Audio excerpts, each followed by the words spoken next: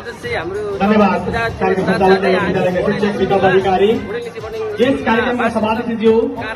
प्रमुख अतिथि एवं दान शासनका अध्यक्ष निर्मल नेपाली सर केही सुनिरहेको त विशिष्ट अतिथिको रूपमा सुनिरहेको त छैन नि तर पनि अब म बोलेको छु तर हल्का नसुनेको भोइसओभर गर्छु मैले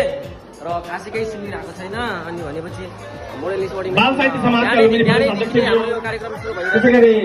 युनिक मिडियाका प्रिन्सिपल सर हुनुहुन्छ त्यसै गरी साहित्यकार एवं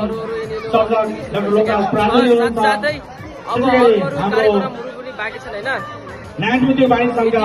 अध्यक्षज्यू हाल्ने त हुन्न होला त्यसै गरी परोपकार पाठशालाका प्रिन्सिपल सर